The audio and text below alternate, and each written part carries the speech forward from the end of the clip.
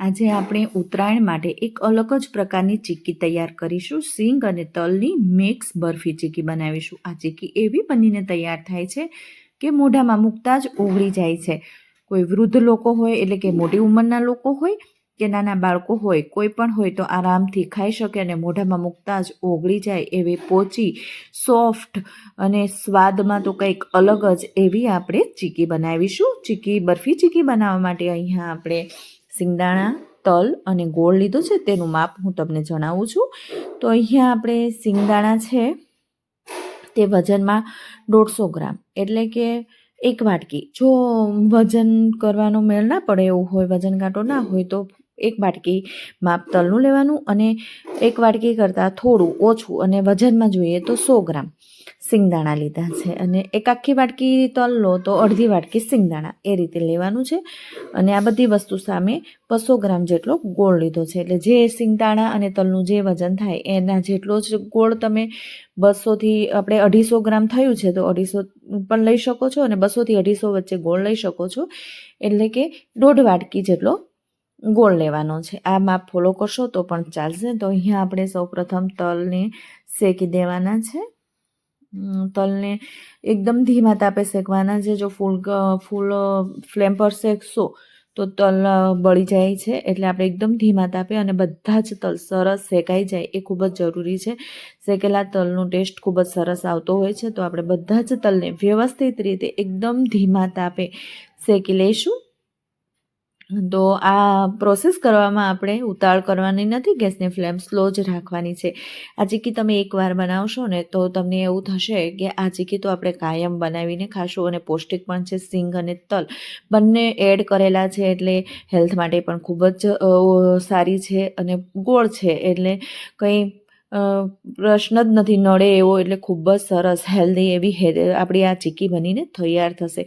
તમે મોઢામાં મૂકશો ને આ ચીક્કી એટલે તમને આમ ચાવવી પણ નહીં પડે એવી સોફ્ટ બને છે. તો આપણા તલ આ બાજુ શેકાઈ ગયા છે. તો હવે આપણે સિંગદાણા શેકી લેવાના છે.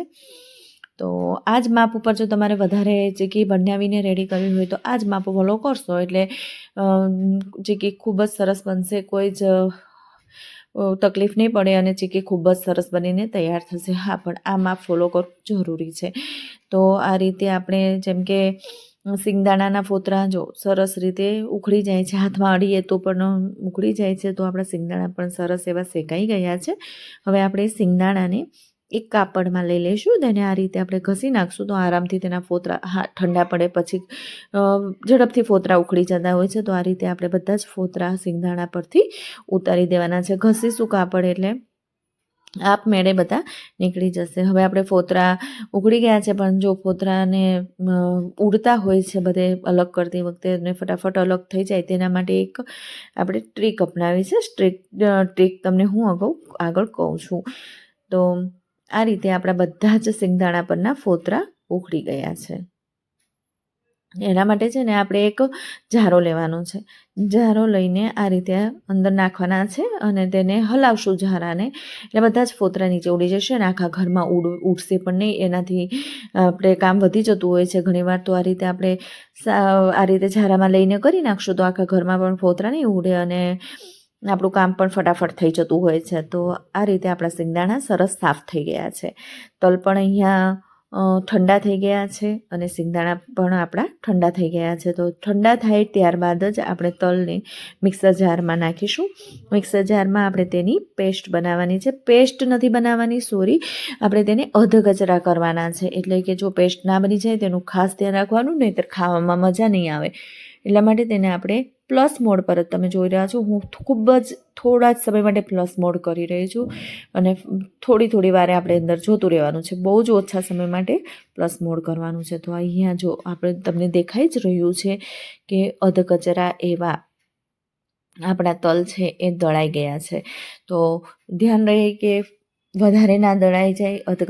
તો વધારે દળાઈ જશે તો ટેસ્ટ નહીં સારો આવે. એટલે માટે તો પ્લસ મોડ પર જ થોડી વાર માટે જ આપણે તેને કરવાના છે. અહીંયા સિંગદાણા પણ કરવા મૂકી દીધા છે પ્લસ મોડ પર. એવું હોય તો અંદર આપણે થોડા હલાવીને ફરી એકવાર પ્લસ મોડ કરશું તો થોડા આખા દાણા રહી ગયા હોય તો પણ તે પણ અધકચરા થઈ જાય. તેના માટે 1 પર તો મિક્સર ચલાવવાનું જ નથી, પ્લસ મોડ પર જ કરીને 4-5 વાર કરશો થોડી જ વાર માટે, તો આરામથી આપણા અધકચરા તલ અને સિંગદાણા બંને દળાઈ જશે. તો અહીંયા બંને આપણું રેડી થઈ ગયું છે. તમને દેખાય છે કેવા સરસ અધકચરા એવા દળાઈ ગયા છે, જરા પણ એકદમ ગ્રાઇન્ડ નથી થઈ ગયા. થોડા અધકચરા એવા આપણા સિંગદાણા અને તલ બંને જ રેડી થઈ ગયા છે.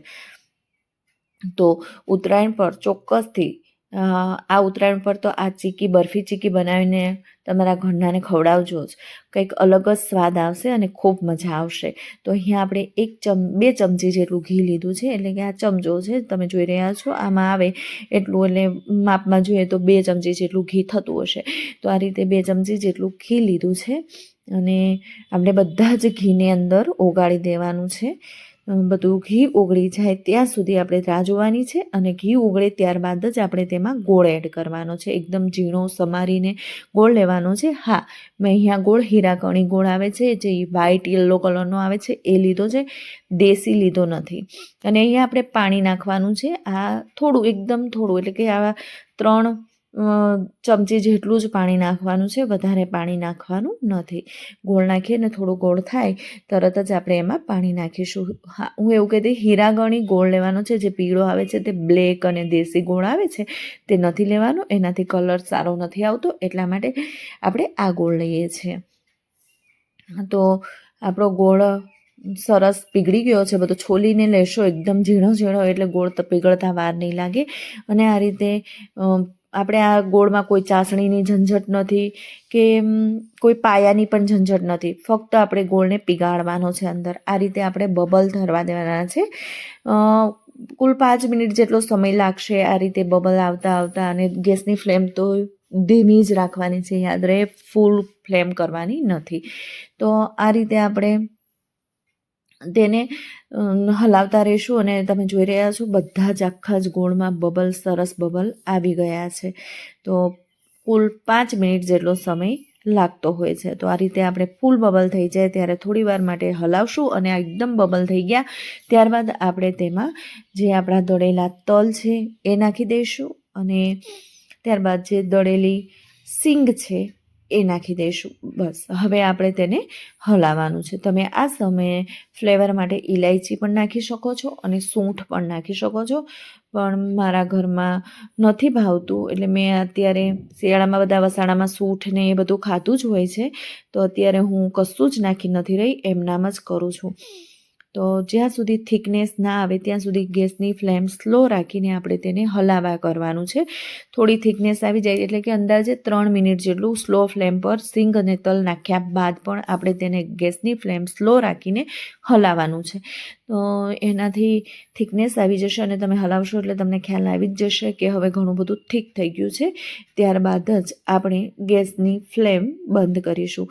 તો અહીંયા મને થીક દેખાઈ રહ્યું છે તમને પણ. તો હવે મેં એને એક પ્લેટમાં બટર પેપર લગાવી દીધું છે. જો બટર પેપર ના હોય તો જે પ્લેટ છે એ નીચે ક્રીસ કરી દેવાની ઘીથી, તો પણ ચાલે, પણ બટર પેપર હોય તો બટર પેપર લેવું, નહીં તો ગ્રીસ કરી દેશો તો પણ કોઈ પ્રશ્ન થશે નહીં. અને આ રીતે આપણે આ ચીકી છે ને થોડી થીક હોય ને તો જ સારી લાગતી હોય છે, એટલે એકદમ પાતળી નથી કરવાની, થોડી જાડી જ રાખવાની છે, એ રીતે પાથરવાની છે, અને ચમચી કે કોઈના વડે પ્રોપર શેપ આપી દેવાનો છે. તો આ રીતે આપણે તેને સ્પ્રેડ કરી દેવાની છે. ફ્રેન્ડ્સ, તમને મારી આવી રેસીપી ગમતી હોય તો પ્લીઝ સબસ્ક્રાઈબ કરી દેજો. ઘણા બધા રેસીપીમાં વ્યૂઝ આવે છે પણ સબસ્ક્રાઈબ નથી થતું, તો તમારું સબસ્ક્રાઈબ મારા માટે ખૂબ જ ઇમ્પોર્ટન્ટ હોય છે. તો પ્લીઝ સબસ્ક્રાઈબ કરી દેજો. અને ઉપર ગાર્નિશિંગ માટે આપણે પિસ્તા નાખી દઈશું. પિસ્તાની ઝીણી ઝીણી કતરણ કરી દીધી છે, તે નાખી દઈશું. અને આપણે એના પર જ્યારે મેં તલ શેક્યા હતા અને દળ્યા, એ પહેલાં થોડા તલ સાઈડમાં કાઢી લીધા હતા, એ તલ હું ઉપર સ્પ્રેડ કરી રહી છું, શેકેલા તલ છે એ. તો આ રીતે આપણે ગાર્નિશિંગ કરી દઈશું. તમે ના ગાર્નિશિંગ કરવું હોય અને એમનામ રાખવી હોય ને તો પણ ચાલે. ખૂબ જ સરસ અને એકદમ ટેસ્ટી બને છે.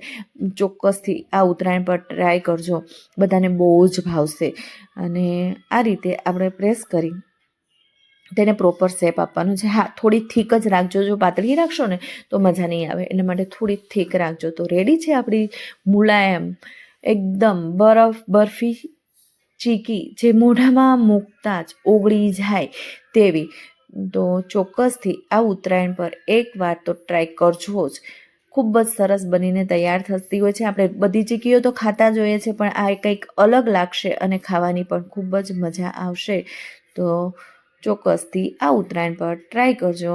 અને જો રેસીપી સારી લાગી હોય તો તમારા ફ્રેન્ડ્સ અને સગા સંબંધી સુધી શેર કરવાનું ભૂલતા નહીં. હા, સબસ્ક્રાઈબ તો કરી જ લેજો. તો એકદમ મુલાયમ છે, કટ કરતી વખતે પણ થોડી જે કોર્નર હોય એ નીકળી જાય છે, તો એટલી મુલાયમ છે, મોઢામાં મૂકશો ને ત્યાં તો પીગળી જ જાય એવી બનશે. તો ચોક્કસથી ટ્રાય કરજો. Thank you for watching. Bye bye.